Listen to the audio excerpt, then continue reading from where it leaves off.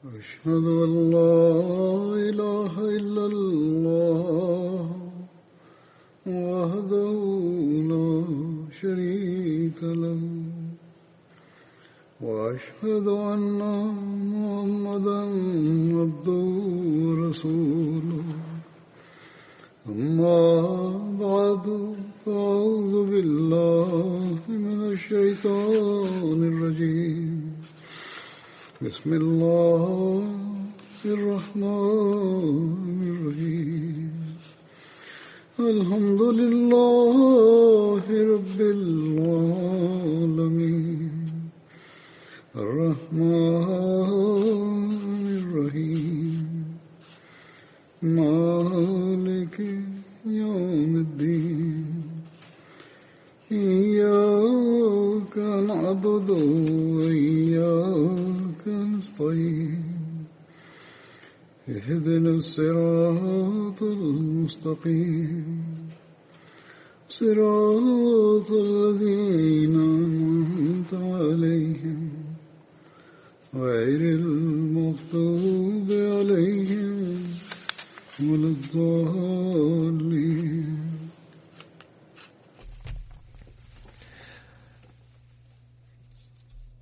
After reciting the Tashahhud, Ta'awuz and Surah Al-Fatiha, Hazrat Khalifatul Masih V, Ayyadullah Ta'ala bin Nasir Aziz stated, "Earlier today we offered the Eid prayer, and today is also a Friday.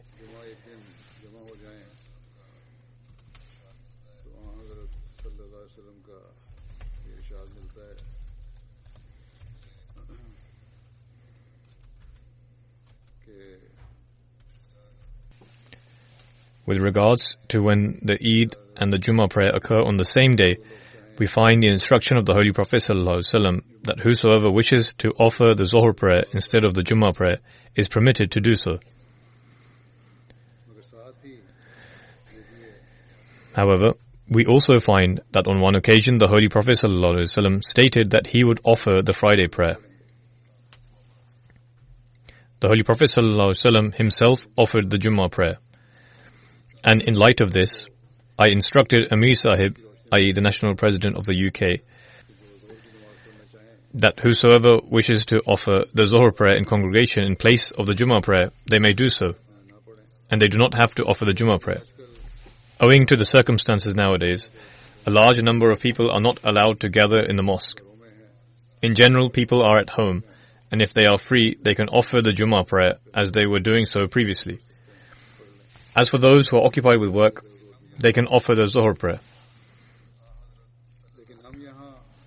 However, in accordance with the action of the Holy Prophet ﷺ, we will offer the Jummah prayer. Similarly, in the time of Hazrat Muslim Maud radiyallahu anhu, Eid al-Adha and the Friday prayer coincided. Some people began presenting reasons as to why the Zohr prayer should be offered and not the Jummah prayer.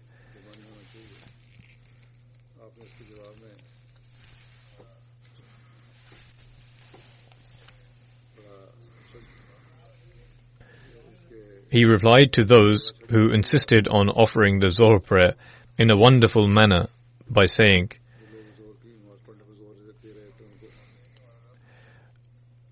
"How generous is our Lord, for He has granted us 2 Eids.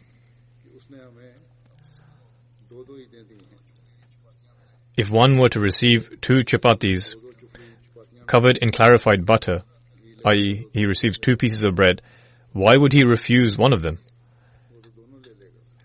He would naturally accept both, unless there was a particular reason." Thus, the Holy Prophet ﷺ has permitted for one to offer the Zohr prayer if he cannot attend the Jummah prayer, and others have no right to reproach them.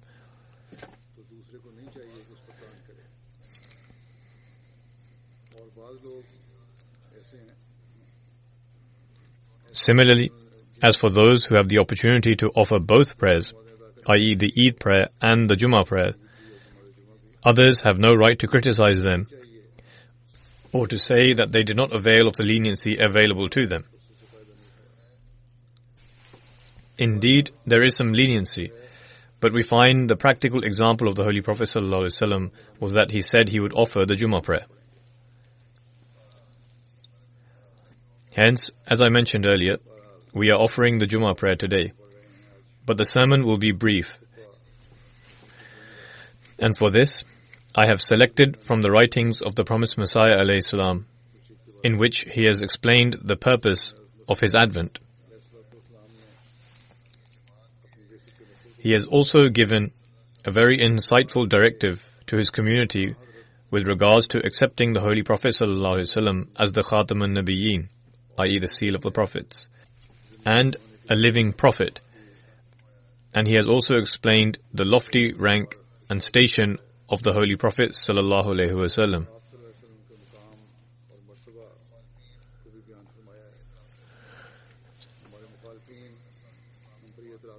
Our opponents raise the allegation that, God forbid, we lower the rank of the Holy Prophet ﷺ by accepting the promised Messiah alayhi salam.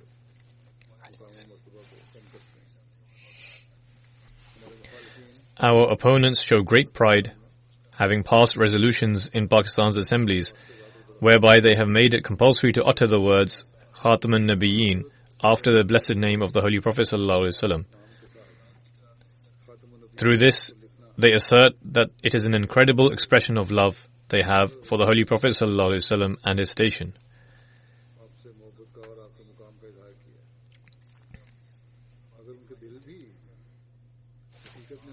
If their hearts truly bear testimony to this, and it makes them act upon the noble example of the Holy Prophet ﷺ, then this would be a good act indeed.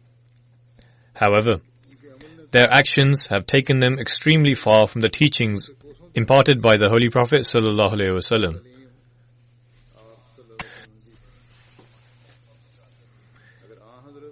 If one were to go back to the time of the Holy Prophet ﷺ and adopt the practices and teachings that the Holy Prophet ﷺ imparted on us and followed himself, no Muslim would ever strike the neck of another Muslim.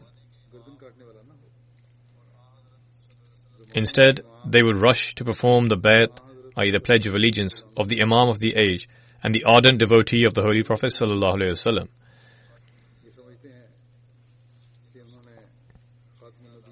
They believe that by making the use of the word Khatamun Nabiyyin as compulsory, they have rendered an outstanding service and created a hindrance for Ahmadis. These people who are blinded by their ignorance do not know that an Ahmadi is the one who has true understanding of the meaning and status of Khatamun Nabiyyin. And this was taught to us by the promised Messiah alayhi salam.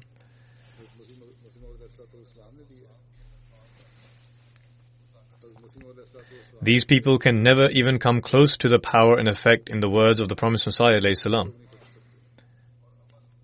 Each action and every moment in the life of the promised Messiah alayhi salam demonstrated such love and adoration for Hazrat Khatamul Anbiya Muhammad Mustafa sallallahu alayhi wasallam, the likes of which these people cannot even fathom.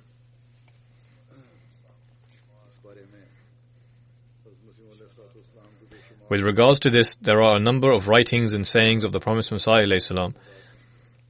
At present, I will present 2 or 3 by way of example. With regards to the purpose of his advent and the progress of the Jamaat, addressing his opponents, the promised Messiah alayhi salam writes, "There are 2 purposes of my advent. For the Muslims, it is to ensure they become firmly established upon righteousness and purity. They ought to become true Muslims as Allah the Almighty desired of them, and to follow the commandments of Allah the Almighty with complete obedience."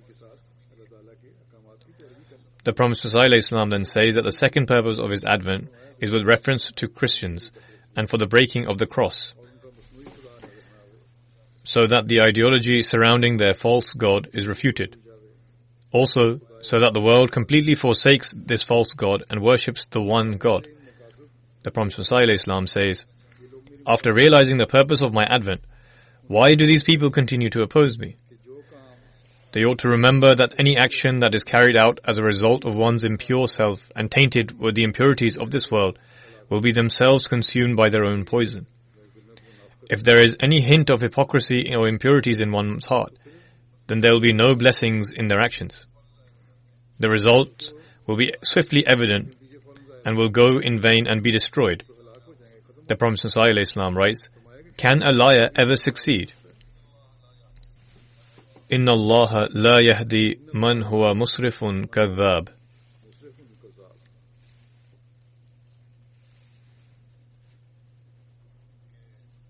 Meaning, certainly Allah guides not one who is a transgressor and a liar.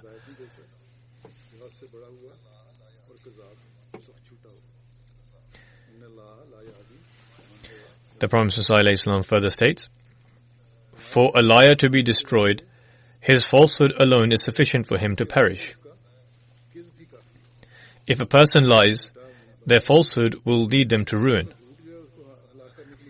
However, whatever action is carried out with the blessings of God the Glorious and His Messenger, and the seed for which is planted by the hands of God Almighty Himself, then angels descend in order to safeguard it. Man does not have the capacity to carry this out. Since this Jamaat has been established by God Almighty Himself, then His angels will descend to protect it. Who has the power to stop it? This is a challenge.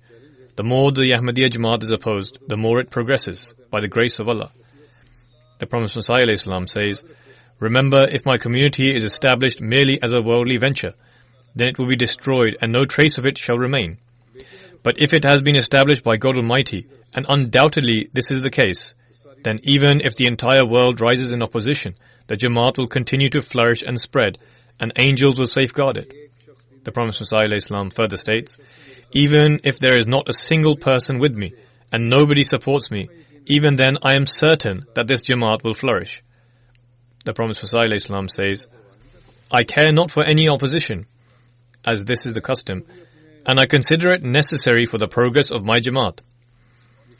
It has never been the case that God Almighty has sent His chosen one and vicegerent to this world, and the people have accepted him without any opposition. The condition of this world is very peculiar. No matter how virtuous one may be, others will not leave him alone and will always raise allegations." The Prophet ﷺ says, "It is due to the blessings of God Almighty that our Jamaat is progressing in an extraordinary manner. Today we see that sincere members who have pledged allegiance to the Prophet ﷺ can be found in more than 200 countries of the world. At the time the Prophet ﷺ was writing this, he stated that the number of sincere members was in the hundreds. Today, by the grace of Allah, there are hundreds of thousands of bay'ats each year." The Prophet ﷺ states, "The main reason for the establishment of this Jamaat is so that people arise from the impurities of this world and live their life like that of angels by adopting true purity. Thus, it is our duty to act on this guidance of the Prophet ﷺ and ensure our conditions are in line with the true teachings of Islam. This is the true manner in which we can defeat our enemies and gain victory over them." Then, professing his own belief and that of his community and true obedience to the Holy Prophet ﷺ, the Promised Messiah ﷺ states, "I tell you truly and swear by God Almighty that my community and I are Muslims, and that we profess belief in the Holy Prophet ﷺ and the Holy Quran in the manner that a true Muslim ought to. I consider deviation from Islam by even an iota to be akin to one's destruction.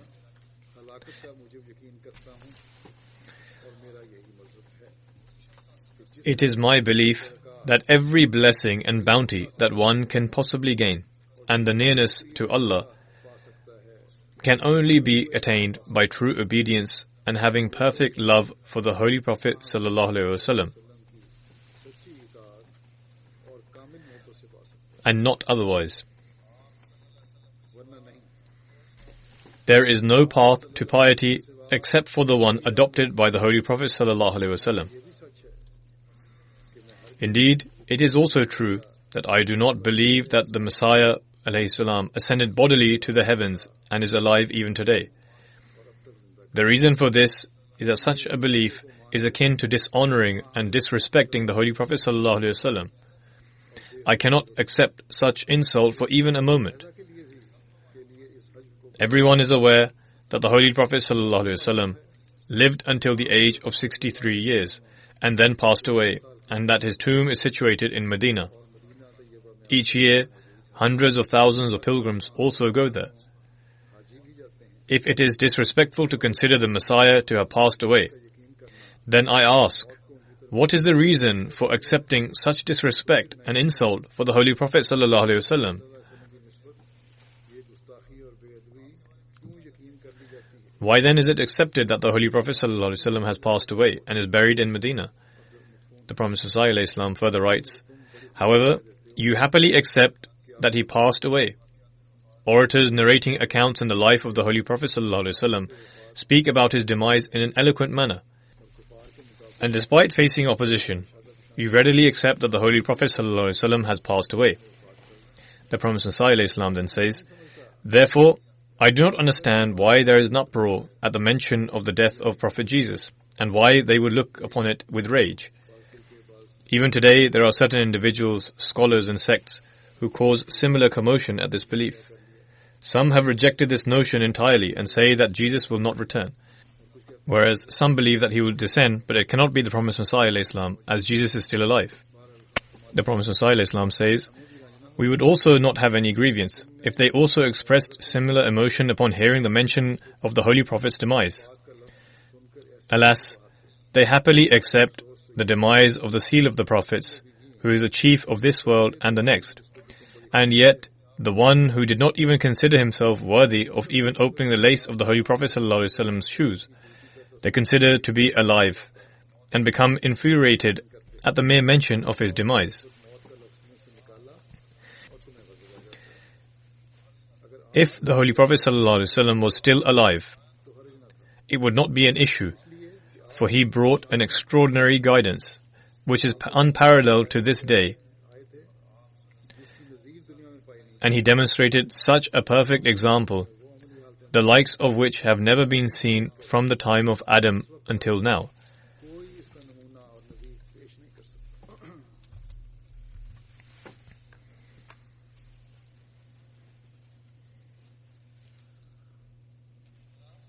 The Promised Messiah ﷺ further states, I truly tell you that the need for the Holy Prophet ﷺ's advent in this world was far more significant than that of Jesus. Furthermore, the Holy Prophet ﷺ was an embodiment of such blessings that upon his demise, the companions were overcome with intense emotion to the point that Hazrat Umar radiallahu anhu drew out his sword from his quiver and declared that whoever said that the Holy Prophet ﷺ had died, he would cut off their head. It was during this moment of intense passion that Allah the Almighty granted Hazrat Abu Bakr radiallahu anhu a particular spiritual light and wisdom. He gathered everyone and delivered an address and quoted the following verse, وَمَا مُحَمَّدٌ إِلَّا رَسُولٌ قَدْ خَلَتْ مِنْ قَبْلِهِ الرُّسُلُ, meaning, and Muhammad is only a messenger. Verily, all messengers have passed away before him. The Promised Messiah ﷺ says, now carefully ponder and reflect over this matter as to why Hazrat Abu Bakr radiallahu anhu recited this particular verse on the occasion of the Holy Prophet's demise. What was his objective and intention? And moreover, when all the companions were gathered there. I say with utmost conviction, and you certainly cannot deny, that the hearts of the companions were struck with intense grief upon the Holy Prophet's demise, and considered it to be very untimely. They could not bear to accept the news of the Holy Prophet ﷺ's demise. At such an occasion, a great and prominent companion like Hazrat Umar radiallahu anhu could not contain his anger, and it was only owing to this verse that his anger subsided.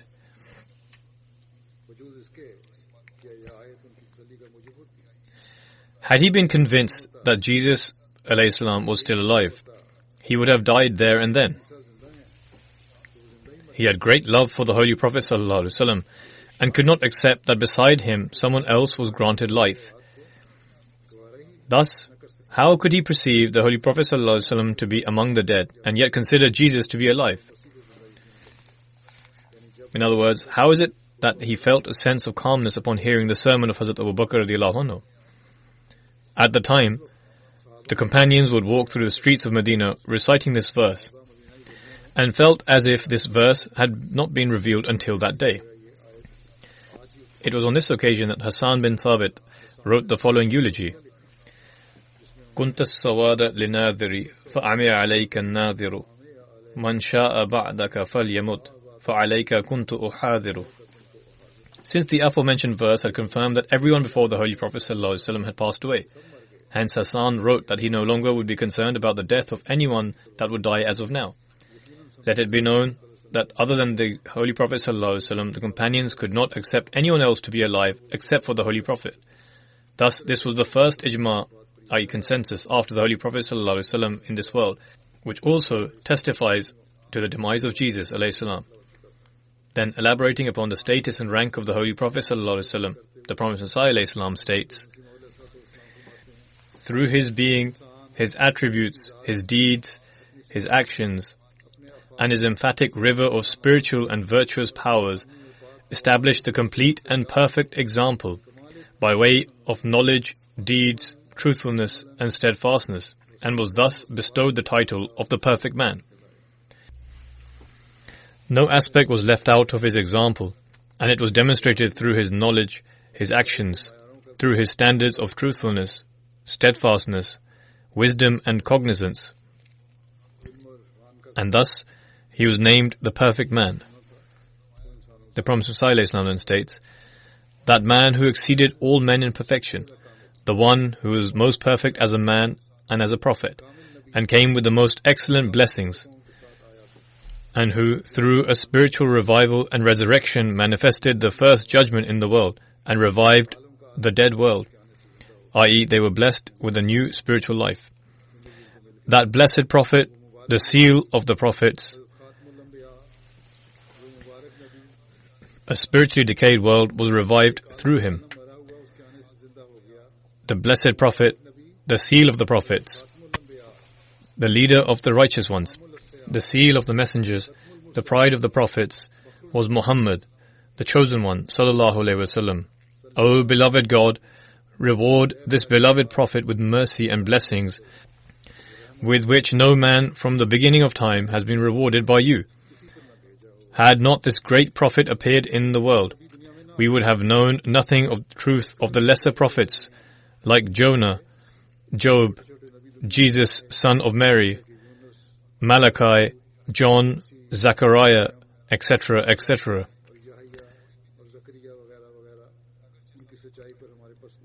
True, they were accepted, granted nearness, and honored and loved by God. It was a favor of the Holy Prophet ﷺ upon them that the people knew about their truthfulness. O Allah, send blessings, peace, and prosperity upon him and his progeny and all of his companions. And the conclusion of our prayer is all praise belongs to Allah, Lord of all the worlds.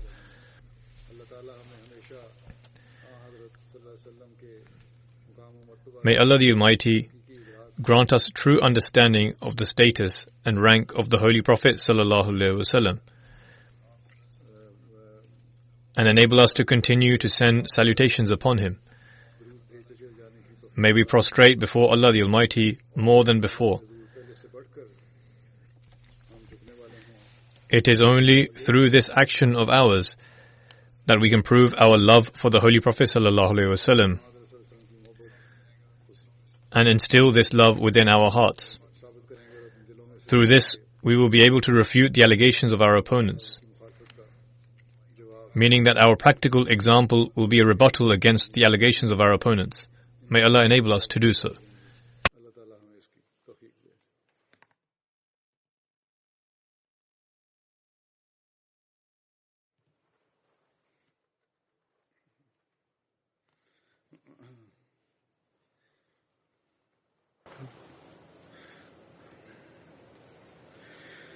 Alhamdulillah, nahmaduhu wa nasta'inuhu wa nastaghfiruh wa nu'minu bihi wa natawakkalu alayhi wa na'udhu billahi min shururi anfusina wa min sayyiati a'malina من يهده الله فلا مضل له ومن يضلل فلا هادي له ونشهد أن لا إله إلا الله ونشهد أن محمدا عبده ورسوله عباد الله رحمكم الله إن الله يأمر بالعدل والإحسان وإيتاء ذي القربى وينهى عن الفحشاء والمنكر والبغي يعظكم لعلكم تذكرون اذكروا الله يذكركم وادعوه يستجب لكم ولذكر الله أكبر